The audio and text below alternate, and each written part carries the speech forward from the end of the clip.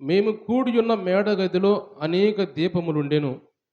అప్పుడు ఐతుకు అన్న ఒక యవనస్తుడు కిటికీలో కూర్చుండి గాఢ నిద్రపోయి, పౌలు చాలాసేపు ప్రసంగించుచుండగా నిద్రాభారం వలన జోగి మూడవ అంతస్తు నుండి కింద పడి చనిపోయిన వాడ ఎత్తబడెను.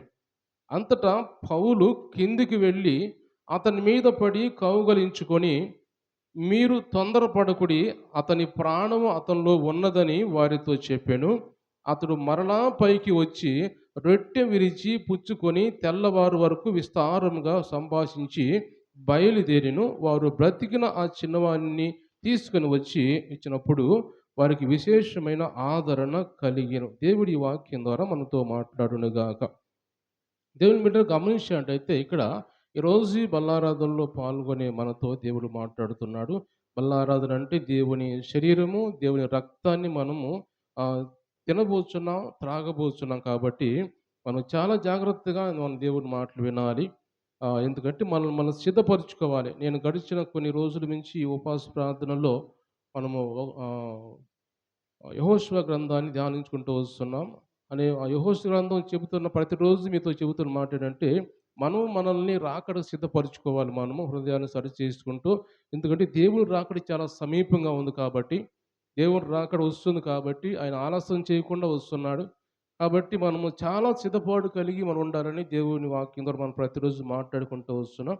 కాబట్టి ఇక్కడ మనం గమనించినట్టయితే ఈరోజు కూడా అపోస్తలుడైన పౌలు మరునాడు వేరే ప్రాంతానికి వెళ్ళనయ్యుండి, రేపు ఉదయం దాటితే ఇంకా ఉండను అని అనుకొని, ఆ రాత్రి కాలము అపోస్తలుడైన పౌలు ఆ ప్రాంతంలో ఉండి విస్తారంగా దేవుని వాక్యం మాట్లాడుతున్నాడు.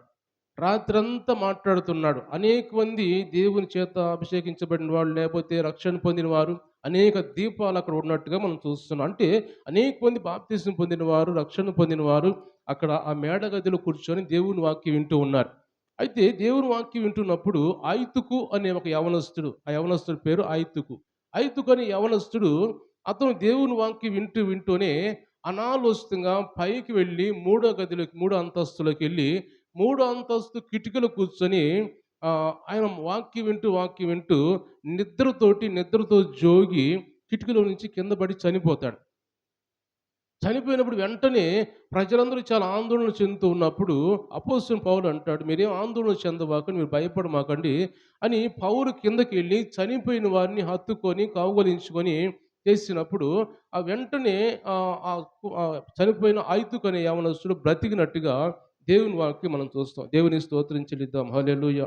కాబట్టి దేవుని బిడ్డలు గమనించినట్టయితే ఈ మూడు అంతస్తుల గురించి కొంతమంది దేవుని ఆత్మీయమైన పండితులు ఎవరో ఏమంటారు, కొంతమంది అంటే ఏమంటారంటే, మూడు అంతస్తులు, ఒక అంతస్తు ఏమో శరీరము, ఆత్మ, పైది ఆత్మీయత అని అంటారు. అంటే శరీరము ఆత్మ మంచిగానే ఉన్నాయి, కానీ ఆత్మీయత మూడు అంతస్తులు కూర్చొని ఆత్మీయతని పోగొట్టుకున్న వాడిగా ఉన్నాడు.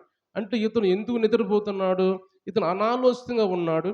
అంటే పై కిటికీకి ఏమి సాదృశ్యం ఉందంటే మరణానికి సాదృశ్యం ఉంది. మూడో అంతస్తు కిటికీ మరణానికి సాదృశ్యంగా ఉంది. ఆ మరణానికి సాదృశ్యం ఉన్న కిటికీలో కూర్చొని చాలా సార్లు మనం ధ్యానించుకుంటాం కదా, మరణం కిటికీలు ఎక్కుతున్నదని ఇర్మీయా గ్రంథంలో మనం చదువుతాం 9వ అధ్యాయంలో. అంటే కిటికీ మరణానికి సాదృశ్యంగా ఉంది. ఆ కిటికీలో కూర్చొని అతను నిద్రపోతూ గాఢ నిద్రపోతున్నట్టుగా, అంటే అటు ఇటు కాని జీవితాన్ని జీవిస్తున్నాడు. నామకార్థ క్రైస్తవుడుగా ఉన్నాడు. అందరూ ఏమో లోపల ఉండి వాక్యం వింటుంటే ఎంతో విస్తారంగా వాక్యం చెబుతున్నాడు, ఆసక్తి కలిగి వాక్యం వింటున్నారు చాలామంది ప్రజలు కూడా. ఇతను ఏం చేస్తున్నాడు అంటే కిటికీలోకి వెళ్ళి నిద్రపోతూ ఉన్నాడు. అందుకని అటు ఇటు కాని జీవితం ఉన్నాడు కాబట్టి పడిపోయాడు. ఈరోజు దేవుడు మనతో మాట్లాడుతున్న మాట కూడా ఏమిటంటే, మనము కూడా అటు ఇటు కాని జీవితం, అంటే అటు చల్లగానే లేకుండా వెచ్చగానే లేకుండా నులివెచ్చలుగా మనం ఉంటే అంటే ఆత్మీయ జీవితం లేకుండా మనము నామకార్థ క్రైస్తవులుగా ఉంటే మనము కూడా పడిపోయే పరిస్థితిలో ఉంటాం. మనం ఇంకా మరణంలోనే ఉన్నాం, జీవంలో లేవు మనం. ఇంకా బ్రతికిన వారుగా లేము, రక్షణ పొందిన వారుగా లేము మనం. కాబట్టి మనం రక్షణ పొందిన వారుగా ఉండాలంటే ఆత్మీయ మెళుకువతో ఎల్లప్పుడూ ఉండాలి. ఈ లోక నిద్ర కాదు గురించి మాట్లాడుతుంది ఇక్కడ. ఈ లోక సంబంధించిన నిద్ర పని చేసినప్పుడు, అలసట వచ్చినప్పుడు కొంతమంది నిద్రపోతూ ఉంటారు. కానీ అది దేవుని సన్నిధికి వచ్చి నిద్రపోమని కాదు నేను అంటుంది. మనుషులన్నాక నిద్ర కావాలి, ఆహారం కావాలి, అన్ని విషయాలు అన్నీ ఉండాలి. కానీ ఆత్మీయంగా మెళుకువతో ఉండాలి. ఎందుకంటే దేవుడు రాకడొస్తుంది కాబట్టి, మనం ఎప్పటికప్పుడు మన జీవితాన్ని సరిచేసుకుంటూ, ఎప్పుడు వాడు మన మీద దాడి చేస్తాడో తెలీదు. ఎప్పుడు వాడి మీద మనం రకరకాల ప్రయత్నాలు చేస్తుంటాడు. ఆత్మీయత నుంచి పడేయటానికి, కిటికీలో నుంచి పడేయటానికి, ఆత్మీయత నుంచి పడేయటానికి వాడు రకరకాల ప్రయత్నాలు చేస్తూ ఉంటాడు. కాబట్టి వాడి ప్రయత్నాలు మనం ఎప్పటికప్పుడు మనం సరిచేసుకుంటూ, గుర్తిస్తూ, ఎందుకంటే దేవుని వాక్యంలో కొరింథీ రాసిన పత్రికలో అక్కడ అపోస్తలుడు పౌలు అంటాడు, మనం సాతాను తంత్రాలు ఎరగని వారం కాదంటాడు. వాడు రకరకాల తంత్రాలు పన్నుతూ ఉంటాడు కాబట్టి, అవి ఎప్పటికప్పుడు మనం గమనించి వాడి తంత్రాలని వెనక్కి తిప్పికొట్టే వారిగా ప్రార్థన ద్వారా మనం ఉండాలని దేవుడు మాట్లాడుతున్నాడు. కాబట్టి ఈరోజు మనం బలలో చేయబోతున్న మనం కూడా నామకార్థ క్రైస్తవులుగా ఒకవేళ ఉంటే దేవుడు మాట్లాడుతున్నాడు. ఆ నామకార్థ క్రైస్తవులుగా ఉండకుండా దేవుడు మనకిచ్చిన సమయాన్ని మనం సద్వినియోగం చేసుకొని ప్రార్థన ద్వారా బలలో చేయి వేయబోయే ముందే మన జీవితాన్ని సరి చేసుకొని, అయ్యా నేను నామకార్థ క్రైస్తవులుగా ఉండను, అటు ఇటు కాని జీవితం నేను జీవించను, కాబట్టి నేను నీ వైపు చూడాలని ఆశపడుతున్నాను అని తీర్మానం చేసుకొని నిర్ణయించుకున్న వాళ్ళు మాత్రమే బలలో చేయి వేయండి. ఇంకా నేను ఇగో ఈ విడిచిపెట్టలేకపోతున్నాను, నా వల్ల కావట్లేదు, ఈ పాపం నన్ను ఏలుబడి చేస్తూ ఉంది అని అనుకున్నవారు దయచేసి మీరు బలలో చెయ్యి వేయవద్దు. ఎందుకంటే ఆ బల చెయ్యి వేస్తే ఏమవుతుందో ఒక మాట మరలా నేను చదువుతాను. కొరింథీయులకు రాసిన మొదటి పత్రిక 11వ అధ్యాయంలో అపోస్తలుడైన పౌలు అంటాడు. 23వ వచనం చదువుతున్నాను. 11వ అధ్యాయము 23వ వచనం నేను చదువుతున్నాను. సరి చేసుకోకుండా పాపంలో ఉండి మనము బలలో చేయి వేస్తే, అది ఏమిటి బలలో చేయి వేస్తున్నాం కాదు, రొట్టె, ద్రాక్షరసం అనుకుంటున్నాం కానీ, ఇది దేవుని శరీరానికి, ఆయన రక్తానికి సాదృశ్యం కాబట్టి, అది పరిశుద్ధమైంది కాబట్టి, పరిశుద్ధమైన దాన్ని మనం తింటున్నాం, త్రాగుతున్నాం కాబట్టి, మనం కూడా పరిశుద్ధంగా ఉంటేనే తీసుకోవాలి. లేకపోతే మనం సరి చేసుకోకుండా ఉంటే మనం తీసుకోవద్దు అని దేవుడు మాట్లాడుతున్నాడు. కాబట్టి అలా తీసుకుంటే ఏమవుతుంది? సరి చేసుకోకుండా తీసుకుంటే ఏమవుతుంది? అని దేవుని వాక్యం మాట్లాడుతుంది ఏమనంటే 23వ వచనం చదువుతున్నాను. నేను మీకు అప్పగించిన దానిని ప్రభువు వలన పొందితిని. ప్రభువైన యేసు తాను అప్పగించబడిన రాత్రి ఒక రొట్టెను ఎత్తుకొని కృతజ్ఞతాస్తుతులు చెల్లించి దాన్ని విరిచి, ఇది మీ కొరకైన నా శరీరము, నన్ను జ్ఞాపకం చేసుకోవడానికై దీన్ని చేయుడని చెప్పాను. ఆ ప్రకారమే భోజనమైన పిమ్మట ఆయన పాత్ర ఎత్తుకొని, ఈ పాత్ర నా రక్తం వలనైన కొత్త నిబంధన, మీరు దీనిలోని త్రాగునప్పుడెల్లా నన్ను జ్ఞాపకం చేసుకోవడానికై దీన్ని చేయుడని చెప్పాను. మీరు ఈ రొట్టెను తిని ఈ పాత్రలోని త్రాగునప్పుడెల్లా ప్రభు వచ్చు వరకు, ఈ మాట జాగ్రత్తగా వినండి, ప్రభు వచ్చు వరకు ఆయన మరణమును ప్రచురించుదురు.